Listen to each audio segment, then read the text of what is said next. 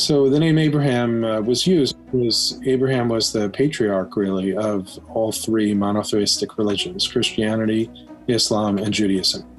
One of the phrases I used to use when I went to the Arab countries, way before the Abraham Accords were ever really a twinkle in anybody's eye, was it was time to bring the family back together again. And that really resonated with people. My guest today is Jason Greenblatt.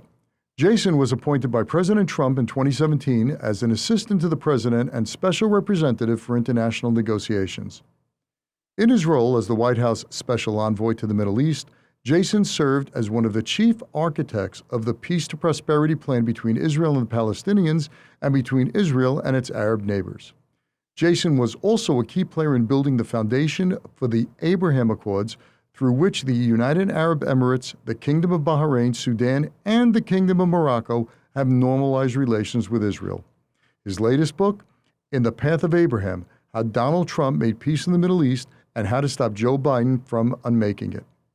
I recently sat down with Jason and we talked about how the Abraham Accords were concluded and why they offer a way forward to a new era of peace and prosperity in the Middle East.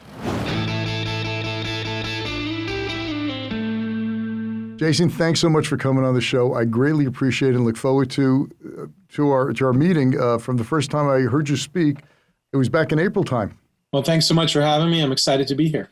All right, great. Folks, the name of the book is In the Path of Abraham, How Donald Trump Made Peace in the Middle East and How to Stop Joe Biden from Unmasking It by Jason D. Greenblatt. Jason, I want to start right from the beginning. How does a real estate guy like you're a real estate lawyer, you were executive vice president in the Trump Organization, from what I hear from friends of mine who dealt with you, you're a fantastic, honest, fair attorney. You shook hands and people had a deal and you were above board. How did you get into the world of politics and living in Washington? So I worked for then Donald Trump before he became President Trump for 20 years. I eventually grew to become his chief legal officer and executive vice president. And one day he decided to run for president.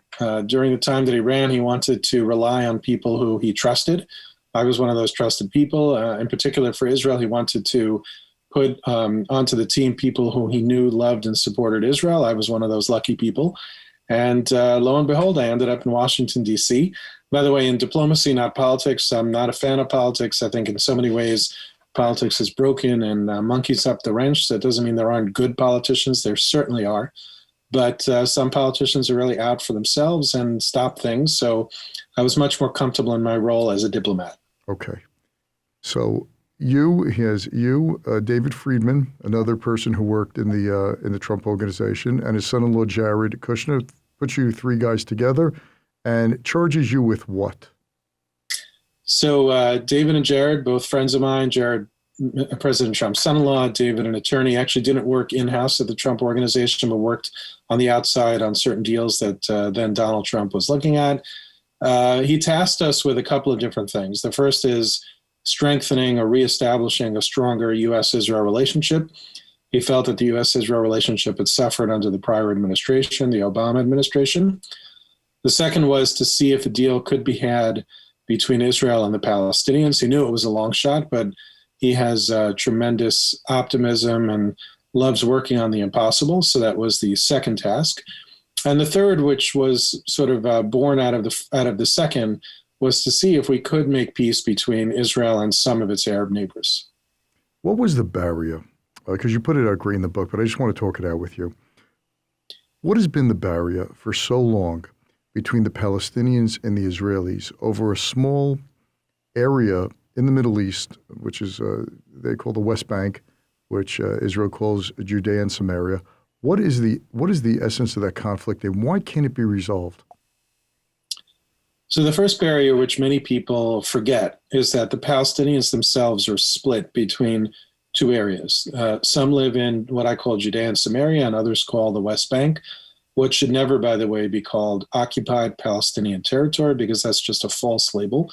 There was never a Palestinian state there before. People pretend that Israel came in and took over another country's land. That's not true. So this label, occupied Palestinian territory, is a false label. But then there's also 2 million Palestinians in Gaza ruled by the iron fist of Hamas. Hamas is a bloodthirsty terrorist organization controlled by and funded by Iran. So one of the obvious blocking points is, even in the best of circumstances, if Bibi Netanyahu and President Abbas then were to sit in a room and write up a peace deal that they could both live with, what happens to the Palestinians in Gaza? Why would Israel sign a deal with half of the people who have a claim? And when I first started at the White House, I would ask that question of my State Department and national security colleagues. Most of the time, the first few answers were, "Shh, don't talk about that. Shh, we know that's a problem, but nobody likes hearing that. We like to talk about the two-state solution," is what they say. So let's not focus on Gaza. But really, when you think about it, and maybe because I'm a deal person, I worked in the private sector in the business world, you can't ignore really fundamental parts of the deal. Hang on one second, Jason. So let's be clear for those who don't know. Gaza, until 2005, was Israel won that in 1967 during the 1967 war, and in 2005, under Prime Minister Ariel Sharon, withdraws from Gaza, destroys settlements, relocates Jews who were living there, who really, literally, I remember going there. They literally made the desert bloom. This was sand. And they created greenhouses. And a friend of mine owned, they sold flowers to Europe. Just beautiful, in greenhouses. They left. They gave them to the Palestinians. And then in short order, what happens? The Hamas destroyed so much of that, right? They destroyed the greenhouses. Palestinians are suffering there, not because of Israel. Everybody likes to say, oh, Israel and Egypt are blockading Gaza. Well, they do have a blockade in place for things that could be turned into weapons. That's true. And that includes concrete, by the way, because instead of using concrete to build schools and hospitals and homes, Hamas diverts much of that concrete to build terror tunnels after they dig them. And so much of what goes into Gaza, they repurpose for weaponry. So there's a blockade to protect Israel. There's a blockade to protect Egypt. But the real suffering is caused by Hamas. But it's good that you gave the background. Once Israel left, once it withdrew from Gaza, the only thing it got in return were missiles being launched constantly from Gaza toward Israel, including at Jerusalem and Tel Aviv, attack tunnels or terror tunnels with fighters from Hamas trying to infiltrate into Israel, balloons, incendiary balloons that they float over the border between Gaza and Israel with the intent, and successfully so, of lighting up Israel's fields to cause fire and all sorts of damage. So they got nothing in return except for fighting and misery. How did Hamas take control of Gaza? It was basically a bloody coup. They took over for the Palestinian Authority pretty quickly, I might add, and they're well funded by Iran. So it wasn't much of a fight. And the Palestinians who live in the West Bank and the Hamas-controlled Gaza, they don't see eye to eye, or they link up? They do see eye to eye, or? So the Palestinian people themselves, like all societies, are divided. They're not monolithic. But the Hamas leadership and the Palestinian Authority are basically bitter enemies. They don't get along at all. Hamas thinks President Abbas is too weak. President Abbas does think that Hamas are basically terrorists, and they don't agree and they don't see eye to eye at all. There are some who say that if there were a fair and free election in, let's use the term in the West Bank, in the Palestinian areas of the West Bank, that Hamas would actually win. I'm not sure if that's accurate or not, but there is definitely polling for that. And there are some who say that in Gaza, they're so sick and tired of Hamas, they would take anybody to rule other than Hamas. But there too, I don't know how real these numbers are. Okay. So you are now in the White House, and you are charged with coming up with some type of plan that diplomats, career diplomats, and career State Department people have not been able to even come close for the past 50 or so years, talking about a two-state solution, talking about all the tried and true things that were supposed to work or were paid lip service, and you come in and you say what? So what we did, and this was really under Jared's lead, is we wanted to come up with a peace plan that was actually realistic. We looked at all the past efforts, and look, they were, I'm sure, noble efforts and sincere efforts, but in the end, they all failed. And we thought to ourselves, why are we still trying to do that? First of all, the two-state solution, that phrase, we quickly understood it means different things to different people.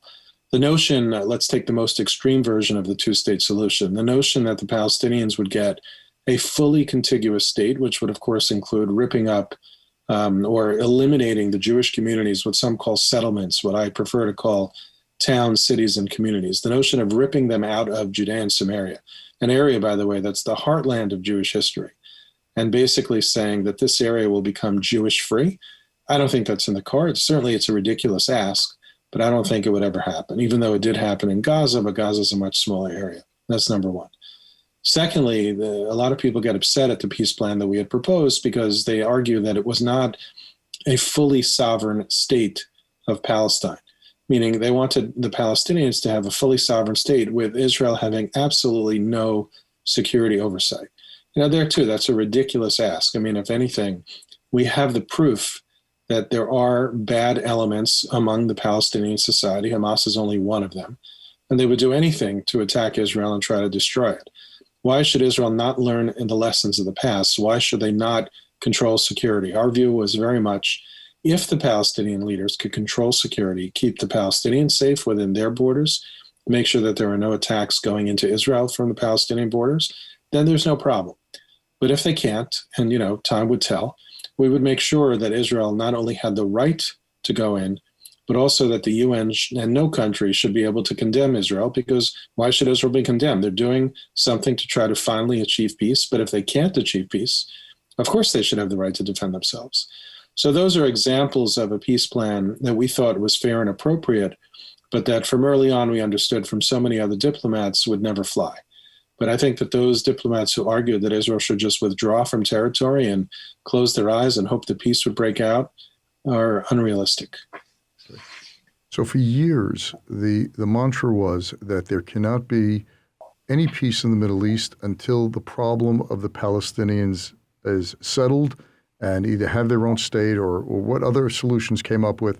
It didn't matter. If the Palestinian question is still in flux, there could be no peace in the Middle East. Was that more or less accurate? It is. Former Secretary of State John Kerry said that pretty recently, pretty much around the time that we went into the White House, maybe just before. I can't remember the timing. But there were two mantras that I think we completely blew out of the water. One is that, exactly what you say. And the second one is that the Israeli-Palestinian conflict is the core conflict of the region. As long as that is alive, there would be no peace in the Middle East or maybe even elsewhere. And, that too was something every time I went into the region, and I had so many conversations with leadership in the region and ordinary people as well. And anytime somebody would pull that out of their head and say that the Israeli-Palestinian conflict is the core conflict and we can't have peace without it, I challenged them. And the minute I challenged them and pointed out that it doesn't solve the problem in Syria, the terrible, brutal civil war, and Yemen, the Houthi terrorists that are attacking the UAE and Saudi and elsewhere, and Lebanon and ISIS, and you go on, and then they basically fold and they say, you're right. So, and then when you ask them, well, why do you say that? They really don't have an answer. So a lot of what we did, and part of my job very much was myth busting, meaning going back into the region, listening, of course, and listening to the different arguments, but then challenging when the arguments made no sense. And it was the rare example, I can't even think of one, when one of those myths ended up, not being able to be busted. I think even in our own State Department, I think, I don't recall exactly, but in the book you mentioned that when you ask the State Department, an official in the State Department, for something dealing with Jerusalem and East Jerusalem, and you ask, could you show me the documentation? Why don't you tell that? Yeah, it's actually the perfect example. So a lot of the things we did around Jerusalem after President Trump recognized Jerusalem as the capital, which, like other presidential candidates, he made the promise, but he's really the only one who followed through. We would always get criticism that we were Judaizing Jerusalem, that there was no Jewish history in Jerusalem, and that David Friedman and I were doing things to try to Judaize Jerusalem. So one day I was particularly surprised at the attacks against us in terms of Jerusalem. And I asked a National Security Council person who worked for me, and I said, I've been here now, I don't remember the timing, maybe about 2 years. And I've never seen a single paper that said that East Jerusalem belongs to the Palestinians. There are two variations of that phrase. There's East Jerusalem should be the capital of a Palestinian state, which, by the way, includes the Temple Mount and the Western Wall, the Temple Mount being the holiest place to Jews. They want all of East Jerusalem. Or the other variation, which is not really accepted by the Palestinians, but some do say it is a capital in East Jerusalem, which potentially is far more palatable, but still problematic depending on how you define that. So I said to my colleague, where does this come from, by the way? Because I haven't seen a single paper that said it. So he was sort of squirming in a seat, blushing a little bit, and he said, you know what, I'll get back to you. And this is a guy who knows the file well. He's been working on it for years, knows every I that's dotted, every T that's crossed. So he said he'd get back to me. He didn't get back to me the next day or the day after, and I finally called him and I said, can you come down? And he came into my office and said, so what's the source? And he sheepishly looks at me and he says, well, there's actually no source. It's just that we've been saying it so long that it's true, that it's gospel. I thought he was kidding, honestly. I couldn't believe it. I said, really? He said, yeah, it's just because that's what people say, so that's like the deal now. So I'll tell you what, I want to go to the UN Security Council. By now, Nikki Haley, who was an amazing ambassador to the UN, she had already left. There was no one filling her role yet. So I had the opportunity to make speeches in front of the Security Council. I said, I want to tell the Security Council that for every time they say that, they're just promoting a false narrative. We had a discussion about it. I asked them to come up with the right kind of speech to send the message. Took, as you can imagine, many drafts because they weren't exactly on board with me. I mean, they understood the point. They didn't disagree with the point, or they certainly couldn't come up with a logical argument against the point. And after a lot of negotiation, we came up with what I thought was quite a strong speech. I'm pleased that they agreed to let me say it. And the language surrounding East Jerusalem was something along the lines of, an aspiration is not a right, meaning just because the Palestinians aspire to have either a capital in East Jerusalem or East Jerusalem as the capital, doesn't mean they have the right to do it. Now, you can imagine how that went over at the Security Council. They didn't quite like that. But it's so amazing, you think of in terms of diplomacy that things are researched and rationale and logic dictate. But as you point out, and so many examples you point out here in the book, and especially this one, a lot of it is just human bias and shortcuts that we take, that it's much easier to repeat a story than to be accurate. Oh, sadly, that's absolutely true. People would take their notes that were prepared by the prior administration or in other countries just by seasoned diplomats. They say the same thing. Another one of those myths is the settlements. Again, I don't like that term because it's become negative. I understand the history of the term, but I think we should start calling them what they are, which are cities, towns, and communities, that those are the reason that there is no peace with the Palestinians. It's just not true. Mm-hmm. But people say it. I can't tell you how many times I've heard it from every European country, friend, ally, you name it. That is one of their go-to lines. If only the settlements didn't exist, there would be peace between Israel and the Palestinians, which is absolutely false. And you know what I found interesting, really not interesting, really amazing, and I know something about the Middle East following it, and from childhood, this was something that we learned. What I find so amazing in your book, and it's the first time I've ever seen it, was you list out how big, and I want to quote here, according to the Israeli Central Bureau of Statistics, Jewish population in the 128 West Bank settlements, Judea and Samaria, is approximately 475,000 people, which is a mere fraction of Israel's overall population of 9.3 million. The Palestinian population in the same area, by contrast, is approximately 3 million.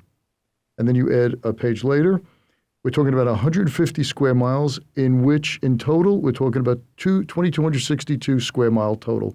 So we're talking about a whole area that has 128 cities, towns, amongst 475,000 Israelis, against 3 million Palestinians, in an area which is about 7% of Israel's total size. So we're talking about a small area, and this is the big issue. Absolutely, because it's a straw man. It's very easy for them to use that as an excuse.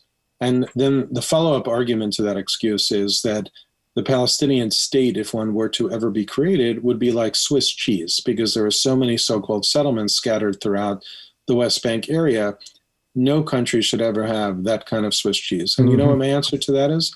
Manhattan. Mm-hmm. I come from New Jersey to Manhattan, or I used to go from New Jersey to Manhattan every day, over a bridge or under a tunnel.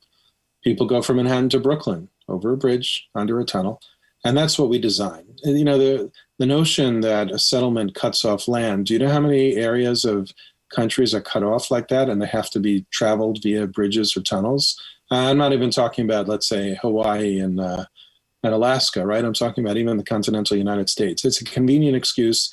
It sounds correct to the ear on the surface, but when you dig deeper and you push back, you realize it's actually a false argument. Yeah, and by the way, just to your point, Brooklyn was its own city, had its own. I think it was the 1890s or so. It was before it was all incorporated to New York City. The 5 boroughs each was its own place, and they were joined together in this. It's just fascinating how humans, as human beings, we love to take shortcuts because we don't like to deep think, and we continue to perpetuate the easy answers instead of being confronted with the facts. Yeah, and look, to take it a step further, I don't even know what the analogy is with Swiss cheese, but there are 2 pieces of cheese, right? There's the Palestinian area in the West Bank, and there's a Palestinian area in Gaza. Those were never going to be connected other than potentially through a bridge or a tunnel or something, or a roadway or something like that. It's not as if those would ever be connected. So there too, anytime you explain to somebody that the biggest parts of the Swiss cheese are never going to be connected anyway, again, they fold. It's really a question of challenging, letting people think deeply, and any intellectually honest person will realize the mistruth of the argument, right, the disinformation that they're spreading. Right. Otherwise, if they aren't intellectually honest, they'll keep saying the same thing over and over again, like John Kerry did with the no peace will ever happen between Israel and its Arab neighbors until the Palestinian issue is resolved. Yeah, and he probably still believes it, and it took a while for the Biden White House to even use the term, the Abraham Accords. They were using some other term. I forgot what you wrote in the book. Or normalization agreements. It's actually, for your listeners, if they want to get a good laugh, I don't know exactly where it is on YouTube, but if you find there's a great scene with Ned Price, the State Department spokesman, being challenged by one of the press at a press conference where this journalist was saying, why don't you use the term? And for a good minute or two, he's squirming up at the podium, doing everything he possibly can not to use the term Abraham Accords and insisting the normalization agreements. And finally, he just, the journalist was so good, he kind of backed him into a corner and said something like, of course, they're the Abraham Accords, but I want to call them what they really are doing, which is normalization agreements. He took great pains to avoid using the term. And, I think we all know the answer as to why. He didn't want to give President Trump the credit for creating these historic accords. Right. So you guys come in there with a fresh look, and also you're coming in there with the hard questions. The questions, I shouldn't say the hard questions, the easy questions. The questions that people never wanted to answer by using any type of research or just thinking through. It was always the snap jerk kind of thing. You come, you level the playing field. You say, this is not it. Now, the big stumbling block that we've always been told is that you cannot have any peace amongst any of the Arab nations because in solidarity, they're basically going to hold out for their Palestinian brethren. Right? That was the thing. Egypt went to war for the Palestinians during the Yom Kippur War, the 67 war. It was all for the Palestinians. Okay. You guys come in and say, we're going to try a different tact. What's that tact? So first of all, we listened. We understood that each of these countries in the region have new problems. They, yes, they support the Palestinian people. It's true. They certainly don't support Hamas, and they don't really support President Abbas. I think many of them are frustrated by him. So just because they support the Palestinian people doesn't mean they support the leadership. Each of these countries has their own new visions, right? They're all trying to modernize their societies, modernize their economies, wean themselves over oil. They all face a tremendous threat from the Iranian regime. And the more we listen to them, the more we realize that while they cared about the Palestinian people, they also had their own national interests to protect, both security and otherwise. And we just kept pushing and making them understand, or helping them to understand, that Israel could be part of their solution, not the problem. So you didn't come in there with you didn't come in there with the Abraham Accords, which we'll discuss in just a moment of exactly what it is.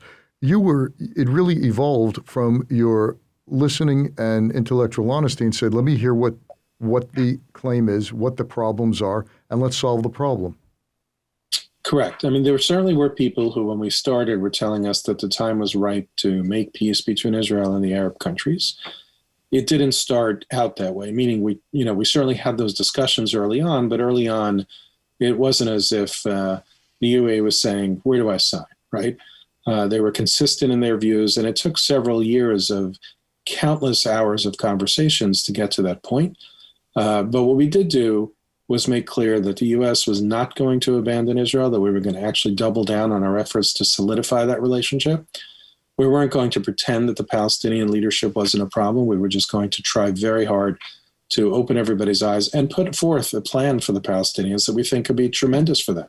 We really wanted the Palestinians to have the same kind of life as Israel, but to do that, they have to make some hard compromises. Israel, by the way, also would have to make hard compromises.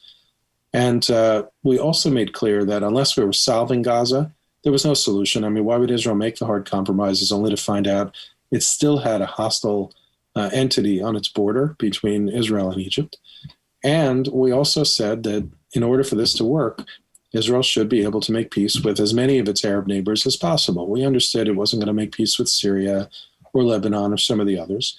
But we felt that in order for this to work for Israel, it would seem that Israel should be able to make peace with some of its Arab neighbors. And over time, it eventually evolved into the Abraham Accords. Had the Palestinians actually engaged in good faith with the Peace to Prosperity plan that President Trump released in January 2020, things may have been different. But not only did they not engage in good faith, they, like many times before, they basically abandoned the peace process before it even started. Yeah, I remember they walked away and they said, we're not, we reject it. No one knew what it was. It wasn't even, they just walked away. They rejected something they never even read. Their prime minister was saying, I hope the peace plan is born dead. I mean, what kind of leader is that? If you don't like the peace plan, I get it, fine. Sit down, object to every page. That's okay too. But to object to something you've never read or seen, I think that shows the credibility of that leadership. Yeah, and just so for our listeners to just get more context of this, Israel is a thriving democracy in a sea of really bad neighbors with very little natural resources. Yet, in terms of technology, in terms of GDP per capita, in terms of amazing export, in terms of creation, innovation, entrepreneurship, it just goes through the stratosphere. I think they're the second largest number of a country that's on the NASDAQ. I think there was China. Well, I don't think China's number one anymore. But NASDAQ, I think there are more Israeli companies than any other country. Was that close, or second or third or something? Yeah, I'm not sure of the statistic, but they are thriving and popping. It's amazing. You can't walk down the street without walking into tons of entrepreneurs starting new startups every day. Yeah, no, it's Silicon Wadi. It's called even after Silicon Valley, it's Silicon Wadi, and almost every major technology company in the world has a presence in that area. Now, Herzliya, you can go there and see Microsoft, Intel, Google, Facebook, or Meta now. But it's just absolutely amazing. It always looked to me, if I was a leader of any of these Arab nations, I just want to jump on this bandwagon. There was so much money going into Israel and leaving Israel in terms of brilliant ideas, technological innovations, and this is not stuff that requires hard resources. This is brain power. So anyone could do with an internet connection. Coding. And I always thought it would be brilliant. I'm sure there's someone out there doing this already.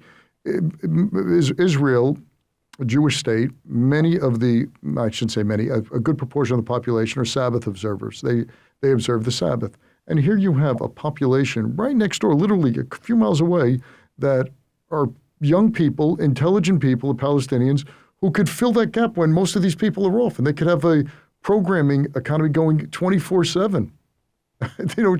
It just never made any sense. If you're any type of leader who care about your people, why aren't you joining and linking up with Israel's amazing, fast-growing GDP? Well, you hit a very important nail on the head, which is because the Palestinian leadership doesn't care. Right. So one of my first trips to Israel, I was with Prime Minister Netanyahu, and he was extolling the virtues of the sale of Mobileye. Mobileye then had sold for just a fortune of money. Right. That afternoon, I ended up in the Palestinian areas, and I met a bunch of young Palestinian entrepreneurs. It was very fun, interesting. And let me just jump in there, Jason. That was the largest acquisition by Intel ever. Intel bought Mobileye. So small Israel had a technology that Intel wanted, and this is Intel, a major, one of the capstone companies in technology, one of the huge ones. And they went to Israel to purchase a company. Just think of how absurd that sounds. Yep. So one of these young Palestinians came up to me and he said, Jason, help us create our own Mobileye's. And that message really stuck with me. So I came back to the White House. I found a U.S. tech company that was going to sponsor a TED type of conference, meaning not an actual TED conference, but one where we could bring young Palestinian entrepreneurs together with Israelis who know what they're doing because they have years of experience with startups. I tried, this part wasn't going to happen, but I also tried to get some Gulf countries to come in to become investors. But this was in 2017, pretty early on in 2017. They weren't able to even conceive of that notion. But I was able to get the Israelis on board. But you know what the Palestinian leadership in Ramallah said? They said no. Why? Because they're not interested in helping the economy. They're not interested in really helping the people. They're interested in getting the demands that they're demanding, which is all of East Jerusalem, for Israel to go back to what are wrongly called the 67 borders. Those were just armistice lines. You know, they pretend as if those were borders of a Palestinian state that once existed. They aren't. And after a lot of negotiation, you know what I got? Okay, Jason, we'll give you 10 to 20 Palestinians in a closed room, no press, to make this happen. So what good is that? I mean, first of all, I would lose my corporate sponsor. Second of all, how am I really helping with that kind of event? They don't want to improve Palestinian lives. They have no interest in it. For those of your listeners who don't know, for example, Jared created this amazing economic conference in Bahrain where we released the economic portion of the peace plan before the political portion. The Palestinian leadership boycotted the conference, even though it meant tremendous things to be able to, for the Palestinian people. There were some Palestinians who came anyway. They were very courageous. Some of them got arrested when they returned back home. They're just not interested in improving lives. So the Abraham Accords does an end run instead of going through the Palestinian, instead of trying to even acquiesce or any type of arrangement the Palestinian demands, you folks do an end run. You come up with a very novel way of going about this and getting other Arab countries to sign a peace treaty with Israel, which becomes the Abraham Accords. Could you develop that for us? Yeah, so at some point, the Arab countries, in particular the UAE and Bahrain, later Morocco, they recognize that giving the Palestinian leadership a veto card over their futures is just a mistake. They want to do it. They're excited about doing it. If you see, since the Abraham Accords were signed, it's a very warm peace. There's travel back and forth. There's investment. It needs to be a two-way street. Investment should not all pour into Israel. Investment from Israel and even other countries into those Arab countries should also happen for this to be truly successful. If people see the Arab countries simply as a cash machine for investment, that's not really going to work for too long. It has to be a two-way street. But the Arab countries realize that they could benefit from partnering with Israel. Israel, of course, benefits from partnering with them. And this region really is on an upward trajectory like nothing I've ever seen. So at the time at the White House, what date was that where the Abraham Accords were signed? It was in August, 2 years ago, August. I don't remember the specific date. Okay. It's coming up. Yeah, it's a 2-year anniversary. I know that. And on the balcony, there was, which countries were represented on the balcony that day? Bahrain, the UAE, obviously Israel, America. I don't think Sudan was part of it at I think the it was time. later, yeah. Later. Yeah. Okay, and it was an amazing, amazing scene. And it was originally those two countries there. And why was it called the Abraham Accords? For those listeners who are questioning, why Abraham Accords? So the name Abraham was used because Abraham was the patriarch, really, of all three monotheistic religions, Christianity, Islam, and Judaism.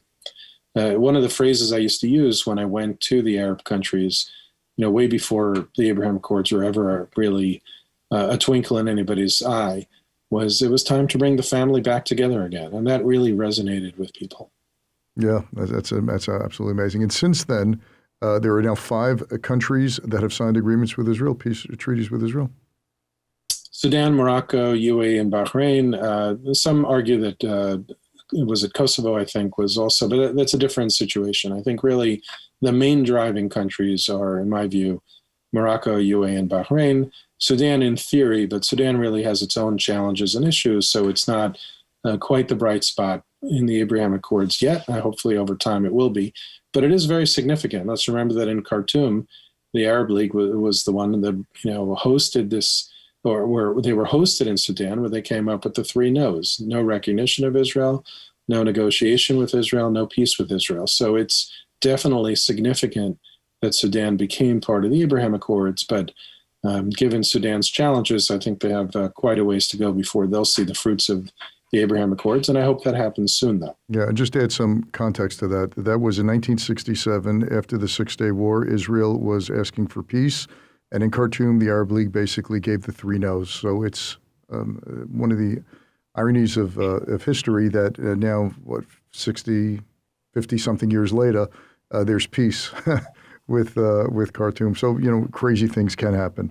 So with our time left, and by the way, you're traveling back and forth to the Middle East now, and what I found so interesting in hearing you speak, as well as in your book, is the relationships, and you also had your children speak at one of these, where I saw you speak in April, and the warm relationships and the respect, the mutual respect that the Arab leaders and Arab people have towards you, and you towards them.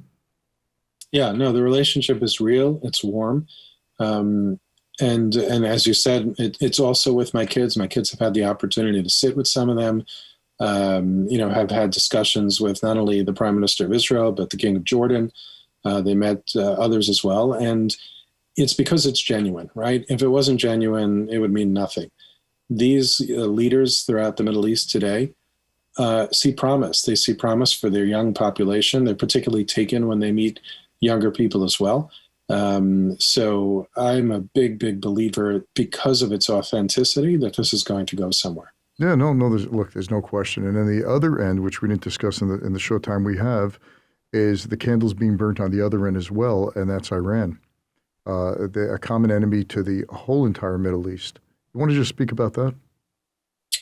Yeah, so there's no question that the Iranian regime, the threat of the Iranian regime, played a major role in the Abraham Accords. It plays a major role in uniting the region, even those that aren't yet signed onto the Abraham Accords. When we started in 2017, it was clear to us that the region felt abandoned by the United States because the Obama administration had signed the Iran deal, the JCPOA. Even today, now, sure, President Biden did go to the region, and he said some nice words in Israel about how Iran can never get a nuclear weapon. But what does that mean, especially when you're negotiating with Iran? And not only are you just sort of putting a bit of a time limit on them getting nuclear weapons, you're also giving them a fortune of money with which to promote terrorism around the world. The nuclear threat is real, incredibly serious, could be incredibly destructive, but separate from that, Iran fires missiles, through its proxies at all of our allies, not just Israel. It does cause all sorts of terrorist acts to happen. We can't lose sight of the fact that Iran is it's an evil actor, and it's not just an evil actor on a nuclear scale. It's an evil actor on what it wants to do to the region. It wants to destroy Israel. We should take that threat seriously. And it wants to take over large swaths of the Middle East.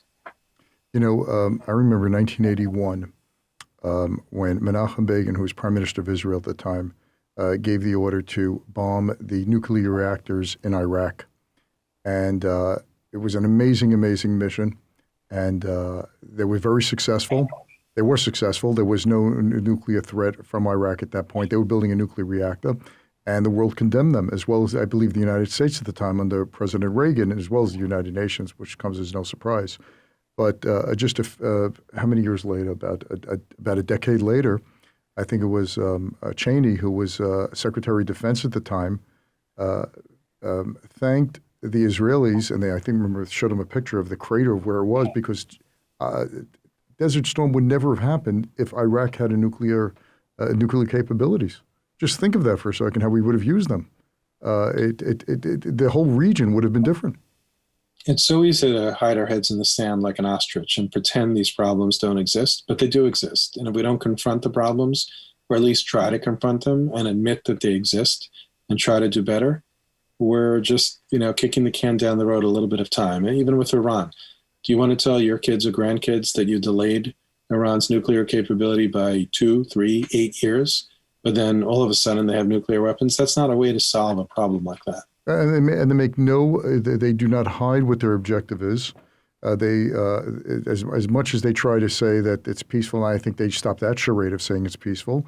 And you title your book, How to Stop Joe Biden from Unmaking It, How Donald Trump Made Peace in the Middle East and How to Stop Joe Biden from Unmaking It. A few weeks ago, President Biden was in Saudi Arabia, the pariah state that he called, asking for oil, saying he was never going to meet with the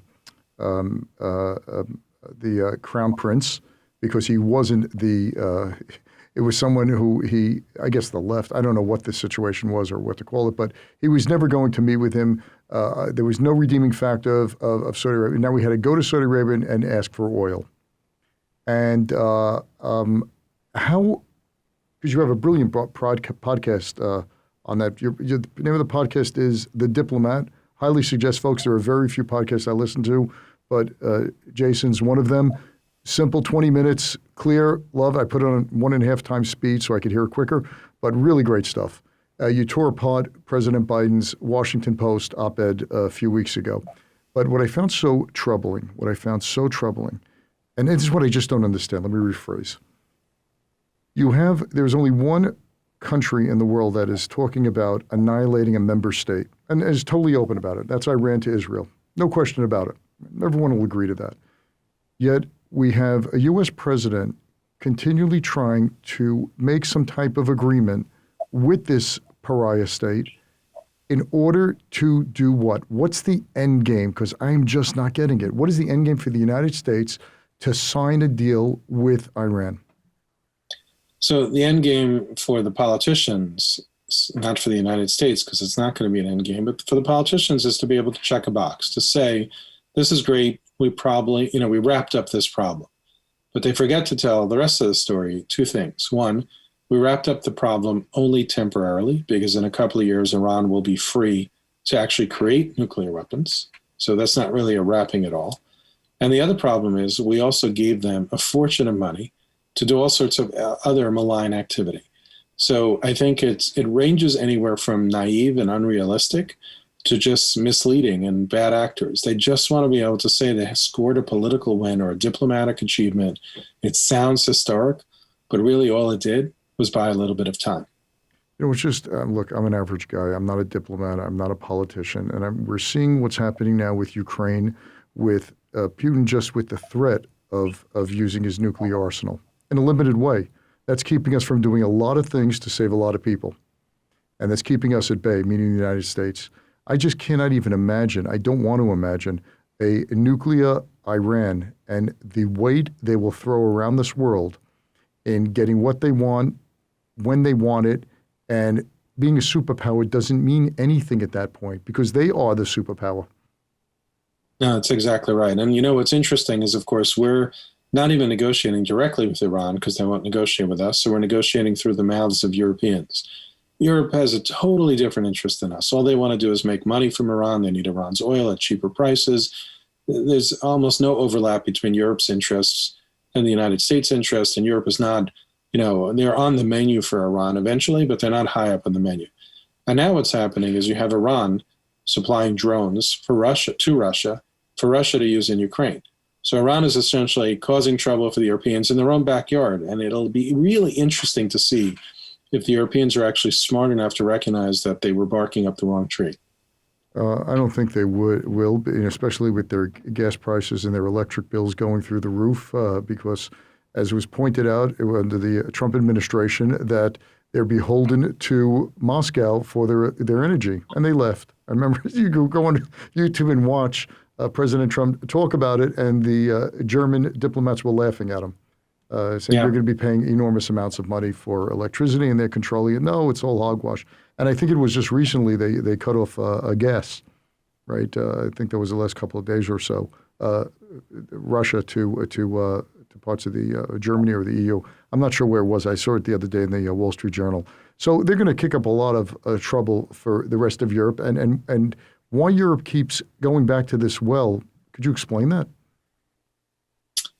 Similar to your other question, I think part of it is naive. Part of it is because, it's the easy answer, right? If they could just sign a deal and get their energy prices back to where they need to be and make sure they have adequate supplies of energy, then everybody could rest easy. But that's just silly because they're resting easy for a night, a month, a year, whatever it is. long term, it's a terrible, terrible strategy. Yeah, there's no way to appease bullies, and history has shown us time and time again. And Yeah. if it wasn't for Churchill, England would have had peace with the Nazis. It's what you want to believe without any sense of reality, or I don't know. I guess it's just something that it's easy to just I always try to think that through logically. How does this make sense? What's the end game? And it's so troubling that you can't think of an end game because there isn't any. It has to be as silly as checking a box. Yeah, it's human nature, but human nature doesn't achieve peace. It doesn't achieve stability. You need tough, strong leaders who are willing to recognize that there are hard problems, are willing to fight against those hard problems, and also recognize that some hard problems can't be solved, but just taking it on the chin doesn't keep people safe. Yeah, Jason, I'm going to give you the last word here. My last question to you, and we're going to be done here. Israel and Saudi Arabia, how do you see that going? Slowly but surely, I think peace or normalization, whether through the umbrella of the Abraham Accords or something else, is inevitable. I think Saudi Arabia has come a long way. I think they deserve tremendous credit. For a couple of weeks ago, maybe it was 2 weeks ago, they opened up their airspace to everyone, which of course includes Israel. It's true that Israel was flying over Saudi Arabia to go to the UAE and Bahrain, and I think Saudi should get credit from that for the Abraham Accords because it was through their efforts that happened. But now Israel could fly over anywhere it wants, which will save the airlines a ton of money, a ton of time for the passengers as well. And slowly but surely, I think Saudi Arabia will come around. But I think rather than us focus on when are they signing the Abraham Accords, because I don't see that happening in the immediate future unless something dramatic changes, I think we should encourage it and say every baby step of the way is positive action. And I think, I admire it. I respect it. I think Saudi Arabia was courageous when they did that.